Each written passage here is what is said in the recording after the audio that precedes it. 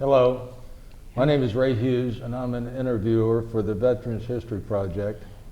We are at the main library in Cincinnati, Ohio, and today's date is the 25th of May, 2016. Today we are speaking with Howard Halcomb, who is a World War II veteran. All right, just call you Howard? Sure. Okay. Howard, where were you born? Cumberland, Kentucky. Cumberland, Kentucky. Yeah. And what's your birth date? 6/24/19. 24th day of June, Yeah, 1919? 1919. And what were your parents' names, Howard? My parents' name, Sam Halcomb and Martha Halcomb. What was your mother's maiden name?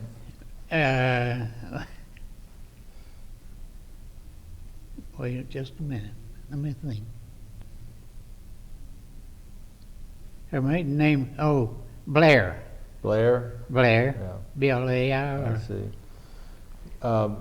What'd your mom and dad do for a living? My father, he was a minister, Church of God minister.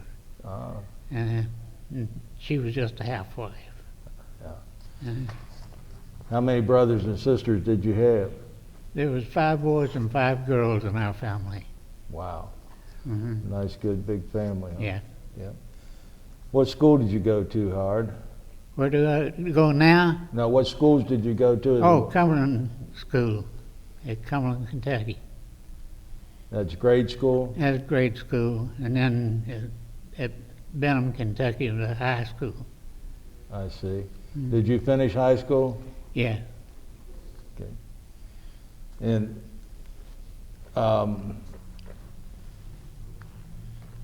after you finished high school, did you go into service right away?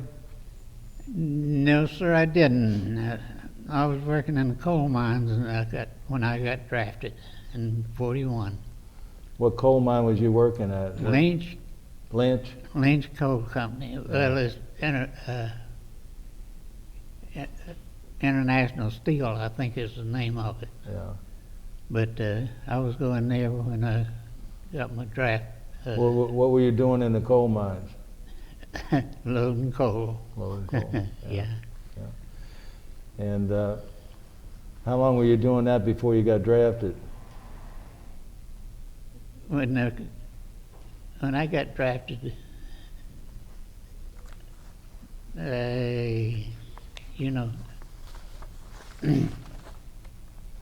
I was going to a mining school when I got drafted at Everett, Kentucky. Yeah. And also I was taking mine rescue and at Lynch, Kentucky. I see. So I got this letter from U.S. government. It says, "Greetings, you have been selected to serve 1 year in the U.S. Army." So you're actually drafted before the war starts. Well, the U.S. wasn't in the war, Right. but they passed that draft bill before, yeah. Right. So you go in the military in 15 July 1941. Yeah. I wanted to ask you though, before we get ahead, do you remember what you were doing and where you were at when the Japanese bombed Pearl Harbor? Yes, I do. I was going to school at Fort Knox, Kentucky, and we were upstairs in the barracks studying for a lesson next day. December the 7th, 1941, there was some of us soldiers, going there. And there was 2 of them in the end of the barracks. They were playing poker, not 2, there was about 4 of them, playing poker and drinking beer. And there's 2 in the other end that was studying for the lesson next day. We had the radio on, listened to the Grand Ole Opry. And the radio cut out, come in, Pearl Harbor was bombed, Japanese. I tell you, cards flew in the air, and a lot of words were said would not be repeated. And we got back to, after that, we got back to work. I went to finish school. Well, let's go back now. After, where did you get inducted into the Army at? Fort Thomas, Kentucky. From Fort Thomas, I went to Fort Bragg, North Carolina, basic training in field artillery. Then from basic training, I went to Pine Camp, New York, in the 4th Armored Division. And we maneuvered there in the winter of 41. And in 42, we went on maneuvers in Tennessee, Camp Forest, just east of Nashville. And we maneuvered there. It's a beautiful country down there. And in October, we headed west and went to Mojave Desert. And we maneuvered in the desert out there until June of 43. And did a lot of, because we thought we were going to North Africa. And in June, at Ibis, Camp Ibis, and just north of Needle, they had together and they told us we were on the move again. Well, we was on the move. We went to Camp Bowie, Texas, that was after June. And while I was in Camp Bowie, Texas, I'm going to tell you, my sweetheart was working in Baltimore shipyard. I got to leave, and I hitchhiked from Camp Bowie, Texas, to Baltimore, Maryland, and married my wife. And I had her for 72 years. And what was your wife's name? Rosanna Maria Casolari. What was her last name? Casolari, Casolari. And you were married for 72 years? 72 years. And how many children did you have?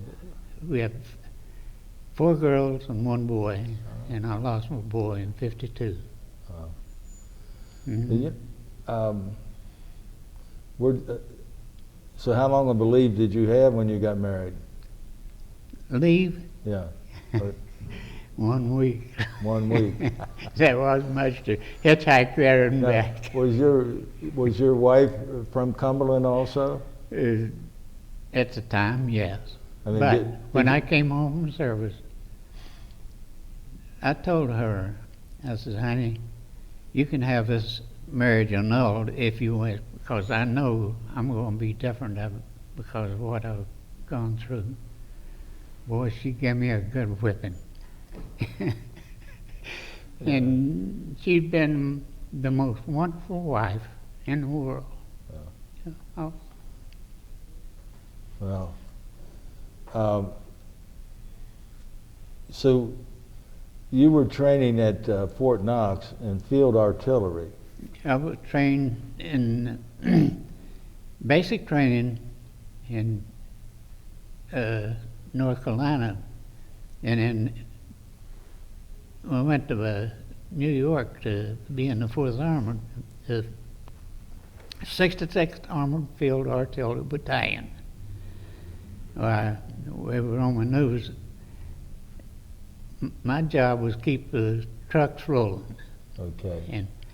And really, I had the best automatic mechanical crew that God ever created. And that's the way it worked. Because our unit, well, our artillery was mounted on an M7 tank chassis. That's a pretty big tank, you know. On the chassis? On the chassis, yes.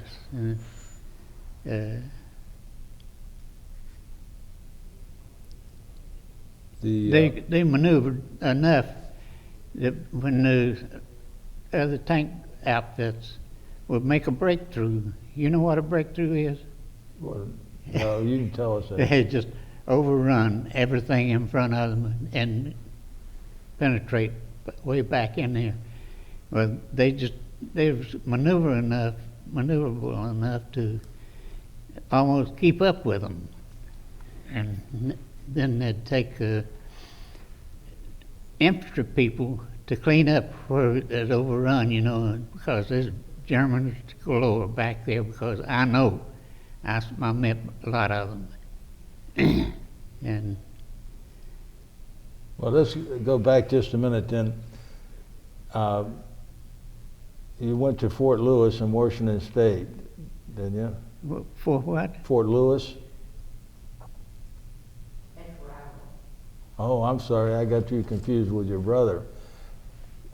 When did you go to England? I'm sorry. When did you go to England? And That was my bad. well, and Or Wales. well, in '43, when we went to Camp Bowie, Texas, we maneuvered there until December, and then we got a move notice, and we went north of Boston, about Miles Standish, and then shipped out December the 25th. From Boston Harbor, we mounted troop ships Thomas H. Berry and joined another convoy that's going to England. That was December the 25th. And with about 5 or 6 days out, we got attacked by submarines, German submarines. We ship began zigzagging, you know, and then, of course, we got through that, dropping depth charges and stuff like that. And I got in England about the 5th of January at Bristol Channel in Wales. Yeah. I'm gonna have to take a little break this. Okay. Want a little drink? Yeah, that's what I need.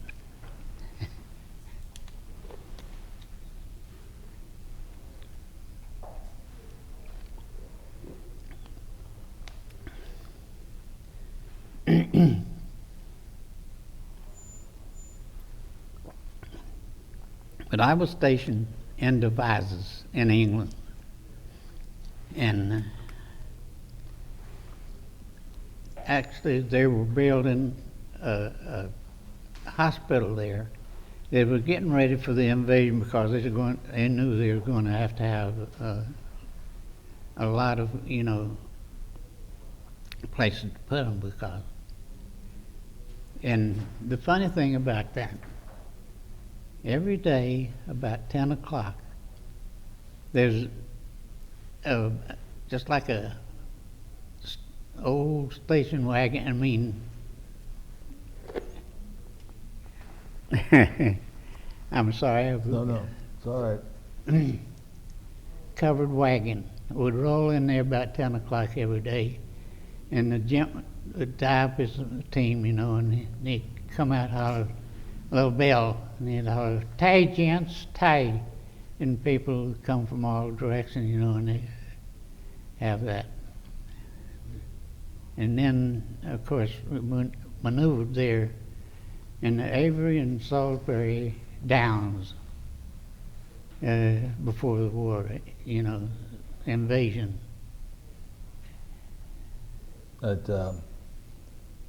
I think you read here that you went over to the Normandy beaches. Right. And you encountered buzz bombs, or? Oh yeah,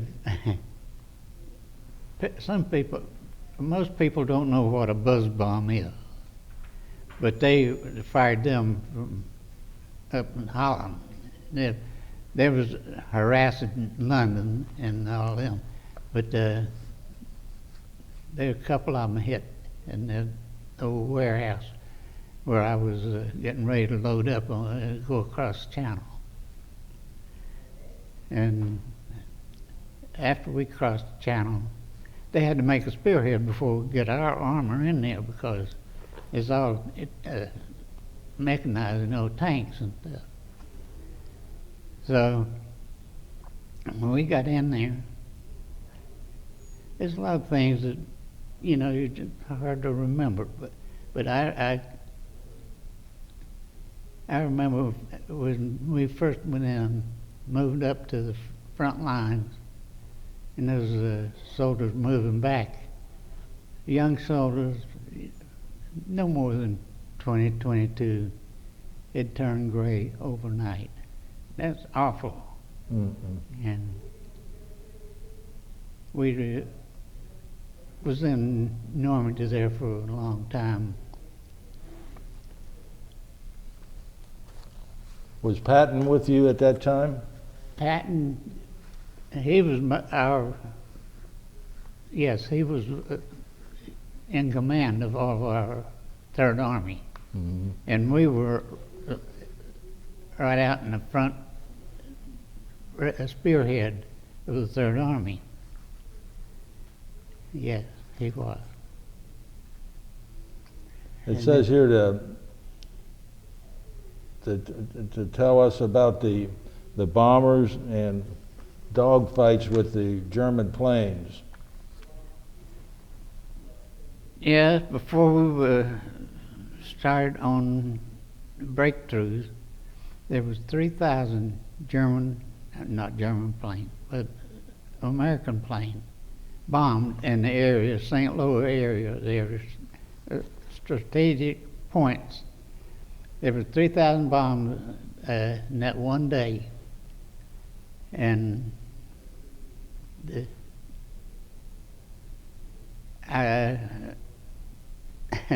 it's hard to say, but after the bombing, the whole earth was just rolling. You wouldn't believe it, but I was 4 miles away from where they were hitting, and the whole earth was just rolling.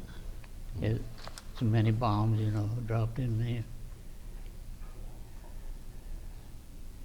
And the next day after the bombing, the artillery opened up and firing in front, and their tanks and stuff, they just overran everything in front of them at Coutances, the first city that we took. And then Avalanches, and then Venez, and down to Lorient. Lorient was a submarine headquarters on the Atlantic coast there. And we sealed them off so they couldn't get anything from the land, Mm-hmm. And then we headed across France and went all the way to the German border. You pronounce all those French words very well. What? I say you pronounce those French names very well.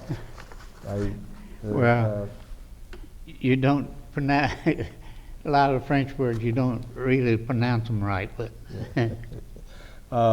It mentions here to tell us about a German pilot that you guys captured. A what? A German pilot, aircraft pilot that you captured. Oh, yeah. Well, you see, being a mechanic, I'm not a front line man. And we have to keep the trucks and everything rolling, keep the ammunition and all the services they need up on the line. But the German planes, they knew that they could hurt if they hit us back here, keep that from going. And at one day that ME 109 came through, and I had to hit his motor because, man, it black smoke just rolled. And he pulled up and he bailed out.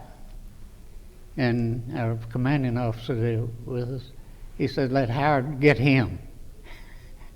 Want me to take him prisoner. Well, I went out and got him, brought him in, and he had a English revolver on him. Of course, you know how probably how things like that go, but he could speak good English, and he said it was suicide to attack the 4th Armored Column. So they had so much firepower that they, you know, just take care of about anything that happened.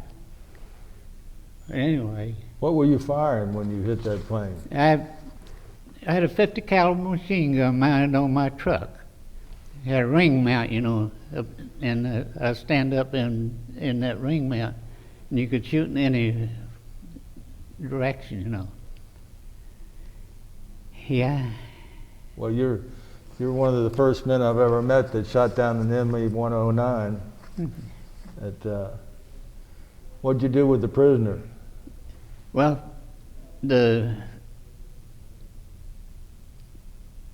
what do you call it? The intelligence. Yeah. They wanted to get him. They got him quick as they could. Yeah. I didn't get to talk to him that much more then, because they wanted all the information they could get from him. And Now, did you get a medal or anything for that? no. No honor? That's just in line of duty. In line of duty. Yeah. Yeah. I see. It says to ask you about your Ardennes experience in the Ardennes forest. Well, that Ardennes was awful. It's hard to explain. It's so cold, and well,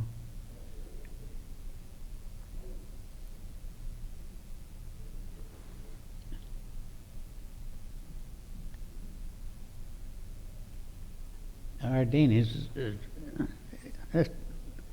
when we were at the German border, and we got the word that the Germans had made a breakthrough up there as Bastogne, and they had the 101st Airborne surrounding. The 101st Airborne would not surrender to them. Well, Patton had us to go, and on the way in the Ardennes forest, when we was headed for Bastogne, our soldiers actually, where they'd already run over them, you know, before we got there, were stacked up like cardwood, about as far as you could see. Our men? Yeah, our men, yes, they were. But we went after the Germans and our job was to relieve the 101st Airborne. And we got up there 26th of December, day after Christmas, is when we relieved them. And of course that was it was awful. Just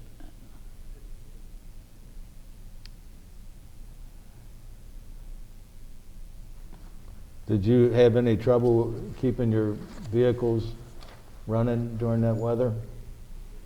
yes, we did, but my mechanics, they were up to the job, and they kept it going, you know. I was privileged to have a group that I had, and they would do anything for you. They would even give their life for you if it had to, and one did for me. How did that happen, Howard? Well, we were on one of those drives, and we was about, I imagine it's about 60 or 70 miles out in front. Well, we was getting pretty close. We were in Germany. And we were getting pretty close, you know, to the airfield. Airfield wasn't about 20 miles away. And we have to wait till infantry cleans up behind us, you know, and everything. So I thought, well, I told one of my guys, I said, they set up a command post. I told him I was going over to command post and get some stationery, and so we could ride home. We didn't get to do that very much. In fact, very little. Well, I almost got to the command post, and the sky was filled with German planes, strafing and bombing. They was trying to knock the 4th Armored out, what they're doing. And I kind of hurried back to my truck. Just before I got there, one of my mechanics, Frank Buscemi, he was under his truck. He'd been hit in the stomach, a direct hit. I got to my truck. Ted Huber,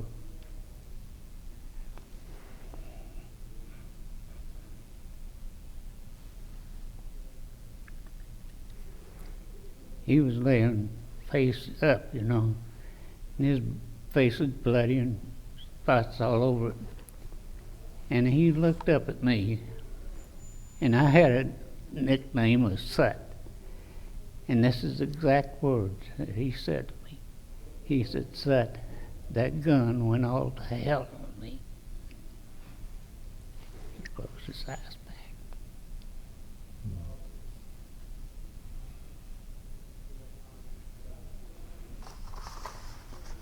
Where was this at when this happened? It was in Germany, at the Weimar Bridge, close to that town. It was in deep Germany. Mm-hmm.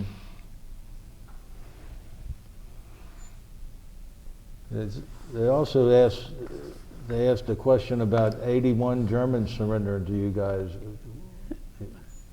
Oh, that, yeah. We were on the move again and stopped. And there's a little clump of woods off to our left. And I thought, well, that'd be a good place to go and relieve myself, you know. So I went over and got behind a tree. I closed down, and I had no more than just did that. And I heard, Kamerad, Kamerad. I jerked my clothes back up and grabbed my Tommy gun and then hollered at him, hand the hooch. You have to get your hands up. And there was 31 came out around the edge of that little woods there. But my guys, they covered me real good. I mean, they took care of that. But we found out it must have been a training camp for them, because they were pretty well dressed, and it's just hard to understand. That's all there is to it. That was in Germany also? Mm-hmm. It was in Germany. Mm-hmm. Did you get a letter of commendation for that? No, that's just normal work. Just a normal job, huh? That's our job. I think they missed a couple points on you. There was another question they wanted me to ask, and that has to do with the Ohrdruf concentration camp. How do you? Oh, Ohrdruf. Ohrdruf. That's the name of the town there. Yes. We were, 4th Armored ran that, liberated it actually, and I happened to be one of the first to go down in that concentration camp. It's kind of in a little low spot, you know, and it had a big double gate, barbed wire, and they'd swung it open, you know, and let us in. And on the right, there was big fires going, and human bodies laying around, still sizzling and burning, you know. And just past that is a black building with pipes running in it, you know, and valves on the outside. And in front of that there's a corpse stacked on top of each other. I don't know how many, 30 maybe, with lime sprinkled on it. And then just to the left of that, out in the yard there was 31 bodies laying there who'd been shot in the neck or head. Those SS guys shot them because they couldn't get out. And there's a few walking around. It's just walking skeletons. I tell you, it's hard to even talk about it. Did you see any of the Germans while you were there, the soldiers, or Did I what? were there still any Germans there at that camp when you got inside? Or in No, they moved out fast as they could. There's nothing, but we caught up with them, you know. And actually, there was no prisoners taken for quite a while.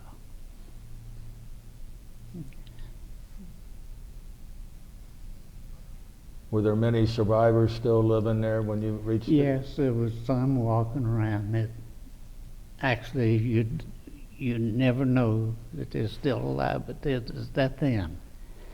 And the place where they lived, the big building there, concrete floor, it had a little straw on the floor. That's their bed.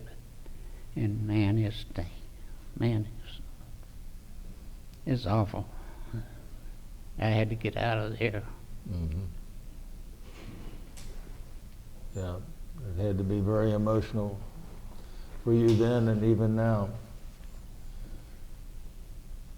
Well, I don't know.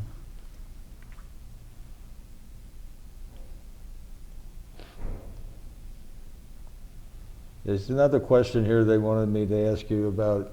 It says, tell us about your water pan you were using to wash up. Pardon me? It says they ask you about a water pan you were using to wash up after being shot. And yeah, we took this airfield. It's kind of back in the woods, but it's well concealed as a Gotha. And they handed Gotha a surrender medium, you know. And I was sitting right in the driveway where the planes come in. And we thought we were going to have a little time, you know, to kind of wash up or something like that. I got my little coal one stove out of my truck and set it up and put a water pan on it. And all of a sudden, here's a big bomber came in to land in that place. Well, our guys, they started shooting at him. And in the rear, where the tail goes up, there's a gunner on that bomber. We were firing at each other. Well, he landed, and of course he had to surrender, you know. I went back to my wash pan to wash up a little bit. He shot a hole through my wash pan and shot it up. Well, I went to my truck to get more water, and he'd fill my water tank, my water can full of holes. So I didn't get to bathe that day. Oh man. Well, you were right in the thick of everything. I got a little taste of it, yes. That, there's another question here.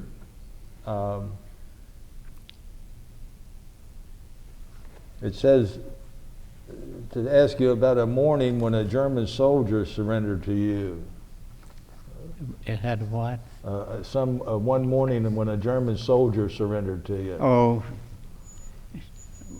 yeah, we were moving at night, bringing up the ammunition and stuff. And one of our trucks was loaded with 105 ammunition, and he got over a bank, a little creek ran down through there, and he couldn't get him out, but they need that 105 ammunition because they used a lot of it. And it was real dark. And we had to wait till day to get that truck back out of there because it's hanging out over the So we decided to, just wait till morning to get that out. And there's 5 of us. And we drawed straws to see who would stand guard till daylight. Everybody went to sleep. And then when daybreak, I heard this sign again, comrade, comrade. There's a guy, a German soldier came in. I was asleep against a tree there. And I checked him out. He had a little knapsack and he didn't have a gun or anything on him. And he had his toothbrush, razor, and comb and stuff. And he had a piece of black hard bread in his bag. That's all he had to eat. So I gave him some K-ration after I tried to talk to him, and he was hungry. I gave him some K-ration, and he ate those, and he wanted me to take him prisoner. I couldn't because I had to get that ammunition up front. So I just shook his hand, and I had him on the back where we came through, and I couldn't hurt him. Right. So you sent him on to back. Gave him a white thing to hold up, a surrender. Uh-huh. That's all I did. That's all I could do. Well, that was an honorable thing to do on your part.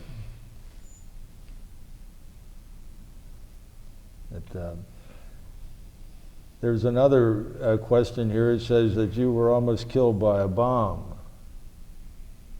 Well, yeah. We were lined up, there's having a pretty good fight up in front of us. And the German planes come in and tried to get us while we could. But what happened, we had a couple of trucks knocked out, and the ammunition and stuff storage way back, they'd have this colored guys. Most of them was drivers. Well, we had to borrow a couple of trucks from that ammunition dump back. And one of them's name was Roosevelt. The other one's name was January. I forget which one was standing by me there. But there's a Focke-Wulf 190 plane coming by, and I had 50 of them shooting him, and that colored guy saying, "You hit him, Sarge, you hit him. You hit him, Sarge." That plane turned right around, come back straight back at us, turned that bomb loose, and that colored guy says, "Oh, Lord." Well, that bomb didn't go off. It stayed right in front of our truck there. So I just pulled him up in the floorboard and moved the truck safe distance from that. He came to. He says, "That's you, Sarge?" Oh, These things happen, you know. Have you, after you came home from the war, did you stay in touch with any of your buddies that you served with? Say that again. Did you stay in touch with any of the guys you served with after the war? No, I didn't. That's a thing I should have always done. I knew where some of them was from. The only one that I saw after the war was Jimmy Reeves. He was over Wise, Virginia. But I never did get in contact with any of the rest of them. You talked about that breakthrough at St. Lo. Is there anything else you'd wanted to add about that? You know what? The breakthrough at St. Lo? St. Lo, that was right close to the Normandy hedgerows. Yes, that's where all those bombers, telling you, 3,000 planes come in and bombed there. Yeah. But no, I didn't do anything in St. Lo. While you were, the Germans, if I remember correctly, they surrendered or gave up in May of 1945. Yeah. Do you remember where you were when the Germans surrendered? Now that's a hard thing to remember because our outfit never stay in one place long. It was always moving, different one. I remember a lot of the towns and stuff like that, but it's hard to remember exactly where you were when something like that happened. Well, just about where you were then. Yeah. It was, gosh, I can't remember. Did you see any of the Russians while you were in the service? Russian troops? See any what? Russian troops? Yeah. After the war was over, where did you end up being stationed at? Well, when the war ended, I was in Prague, Czechoslovakia. And I'll tell you what happened there. Yeah. This I like.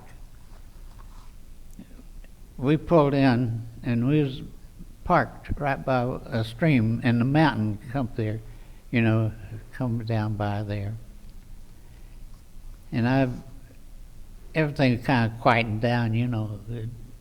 I walked out with that bank. I saw, man, pretty fish in that bank, in that water. And I thought, well, man, it'd be nice to have a good cooked meal because they just brought the wagon up that does our cooking, you know. And I walked over and I knew the sergeant, the staff sergeant was the cook. I said, "Hey, Sergeant, if I get you some fish, will you fix them for us?" He said, yeah, man. I went back over and got a couple of grenades out of my truck there and walked over to that bank. And I looked down there and that water came in like that. Man, there was the prettiest bunch of fish in there you ever saw. I pulled a pin, dropped it in there and dropped one down there. I'm telling you, the fish rolled. And our guys, they started jumping in that water, getting those fishes knocked out, you know. And we had a good fish fry. I'm telling you, that was great. Lord. What a story that is. And that was right outside of Prague, Czechoslovakia? Yeah. That was right outside of Prague, Czechoslovakia, you said? Yeah. Yeah. And how long did you stay there? Well, they had a lot of work to do to clear things out, you know, because the Germans are coming in on that other side. I mean, Russian, not the German. And they pulled us back, went into Landshut, Germany for the occupation. We stayed there 4 or 5 days, it wasn't long. But they pulled us back in Germany at Landshut. And then at Landshut, they gave the Fourth Armored the presidential citation. That was wonderful. Was Patton still with you then? Yeah. Yes, he was. Did you see Patton? That's about all I could say is I've seen him, but I wasn't close to him. Yeah. Mm-hmm.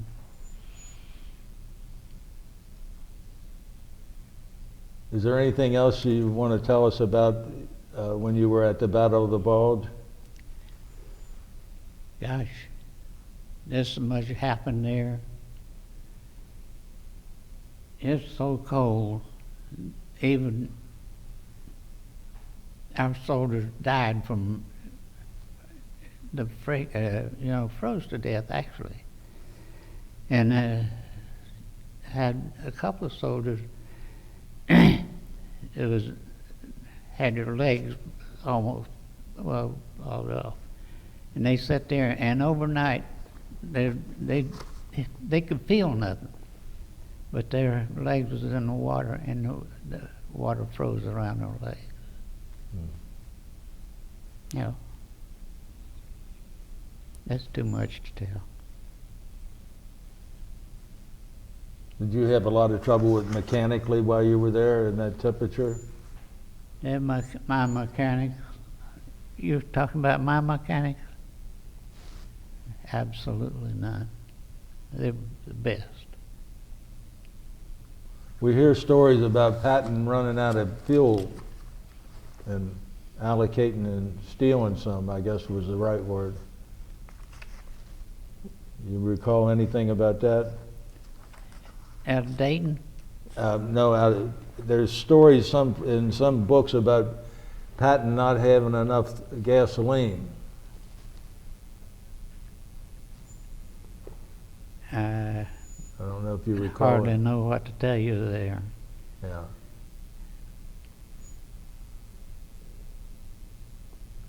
Well, now. But Patton wasn't killed in the war. No. He was killed in an automobile accident after the war, about 12th of December. Were you still there when that happened? No, I was discharged in September. No, I wasn't there when that happened. Where were you at when you were discharged? I was in Landshut, Germany, when we got demobilization of the 4th Armored Division. They let us out on points, and I was one of the first ones out. I had enough points to be one of the first ones to get out. And all you could think about is getting home. And believe me, it was something. And how did you get home, Howard? I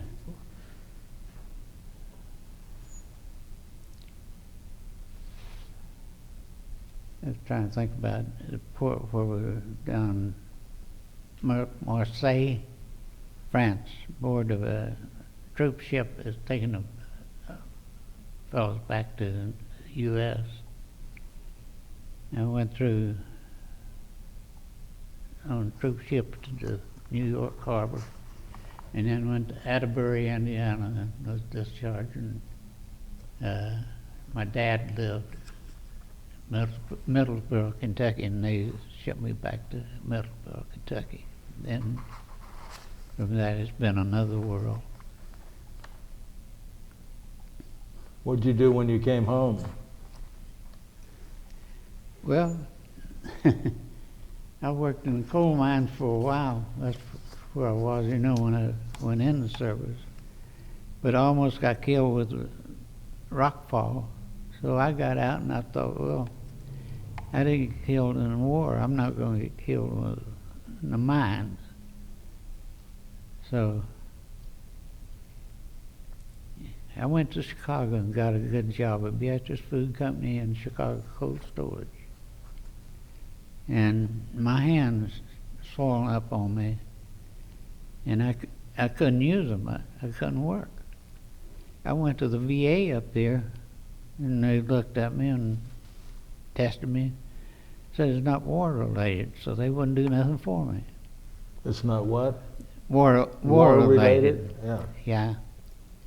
So I went to an old doctor. My brother-in-law told me go see him. He was a real old man. And he looked at me and he said, son, said the only way you'll get that out of your hands, get your hands well, is get that stuff out of your system. Talk about it, you know.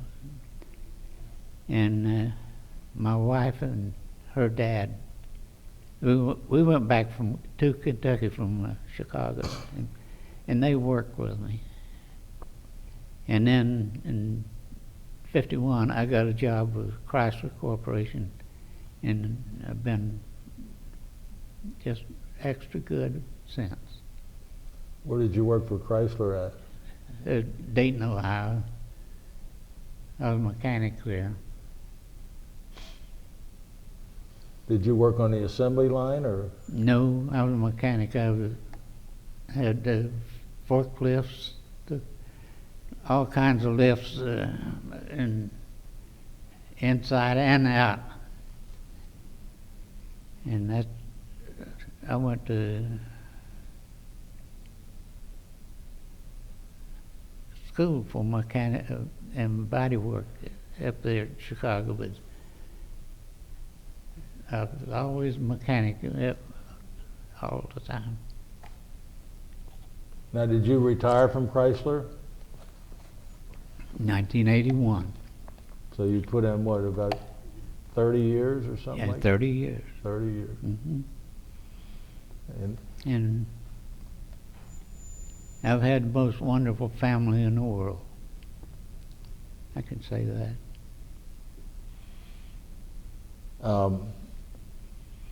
At this point, I'd like to see if anyone else had any questions they wanted to ask.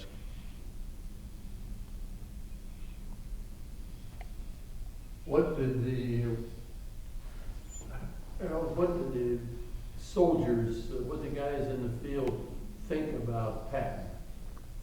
What did the men in your outfit in the 4th Division, Armored Division, think of Patton? You know, they are, I think, all had the same opinion that he couldn't have been a better leader, you know, to push us like they did. He didn't want to retreat. He wanted to keep going. And that's what they liked. And our 4th Armored Division was that way.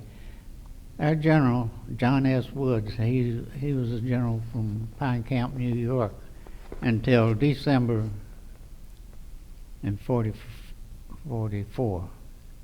And I think he had a breakdown because they sent him back to the States. General Woods? Yeah, General Woods. And who replaced him? Do you recall? Gosh, I can't remember them all. There's 4 or 5 who took, you know.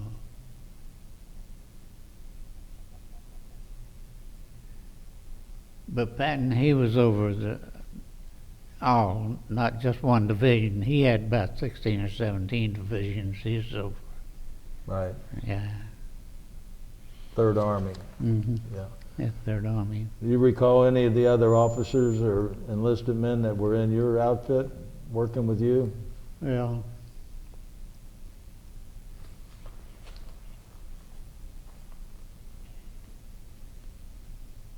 yeah. Neil M. Wallace. He would feed ammunition to me when I'd use that gun on, you know. And when I was telling you about Ted, taking that. Well, we set that gun back up, and he was feeding me ammunition. His arm was almost blown off, but he was using his right hand and feeding me ammunition for my 50 caliber. And he was smart. He was brilliant.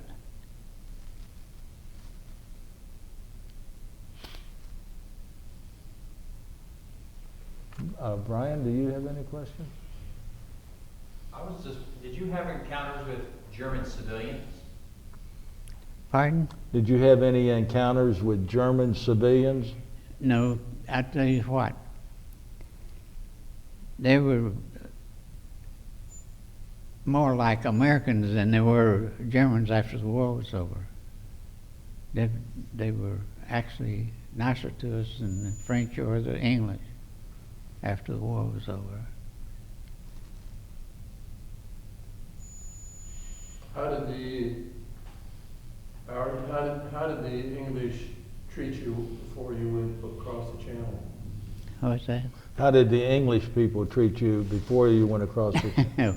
Well, they were nice. No, don't.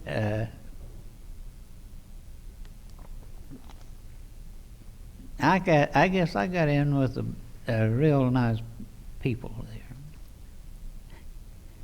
Now, when we first went to England, maybe I shouldn't tell this story, but it was in January, and one day Jimmy Reeves, he's a hillbilly like myself, he came down by the barracks and he says, hey, Seth, did you know there's a golf course right over that hill there? I didn't even know there's a hill there for 2 weeks. It's foggy, you know, and everything. And he said, I hear you play golf. I said, yeah.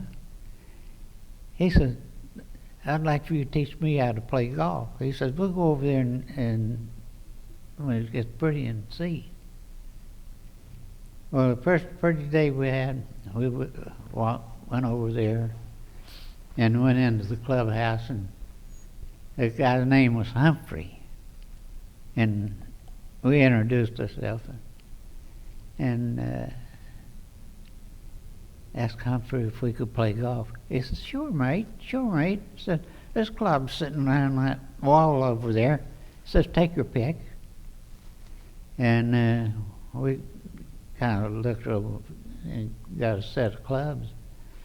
He said, now, I got a little job out on the course. He says, I've got to do. He says, I'll be back just in a few minutes. Well, we were out on the first tee and acting a fool like, you know, hillbillies do. And he came by. He says, here, mate, let me show you how to hold that club and how to swing. He showed us for a little bit, and he said, let me see you hit one. Well, it's kind of funny, but I teed up there, and I hit one as far and as hard as I ever hit one. I'd played golf all my life, you know. Humphrey stuffed his arms out. He said, here, mate, you let me make it awesome myself.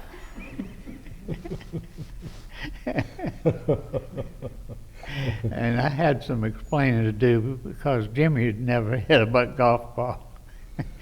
Well, how did a coal miner learn to play golf? Well, I learned to play when I was 12 years old, 1931. They made a little golf course over by our house. And I started caddying then. And then from that, why, I got fairly good. What was the name of that golf course? Pardon? What was the name of that golf course down there? Sleepy Hollow Country Club. Okay. Well, That's in Cumberland, Kentucky. I'll be darned. Uh-huh. Yeah.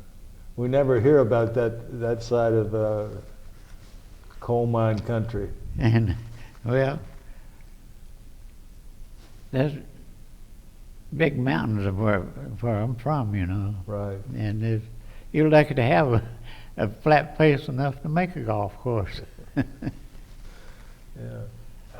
In your write-up, you talk about when you heard about Pearl Harbor, you were listening to the Grand Ole Opry. It was. When we asked you about where you were on Pearl Harbor Day, you said you were listening to Grand Ole Opry. Yeah. That was at Fort Knox, Kentucky. Right. Was he a regular listener to the Grand Ole Opry? Were you a regular listener to the Grand Ole Opry? Did you listen to it all the time? No, not really. They kept me busy most of the time. I didn't get to listen to the radio much. How about before you were in the service? Did you listen to the radio much? Did you listen to the radio much before you went into service? No, I didn't. But it was Grand Ole Opry was, we called it hillbilly stuff, you know. It was nice. Yeah. Did a lot of people in his town get drafted? Did a lot of people from around where you lived get drafted during the war? Well, I'm not sure about answering that because I don't know. I really don't know how many was drafted from there. But there's a bunch of them. There's a lot of them, yeah. But to give you a number, I couldn't. Yeah. What county is that? Harlan County. Harlan County? Yeah. Yeah. They used to call it Bloody Harlan. Yes, they did. Yes, they did. Anyone else have any other questions? Well, Howard, I want to tell you, this has been a real educational interview and enlightening. And I want to thank you for your service to our country and for sharing your experiences with us today. I'm glad you liked it. Yeah. I hope somebody else likes it. They will. They will. Thank you.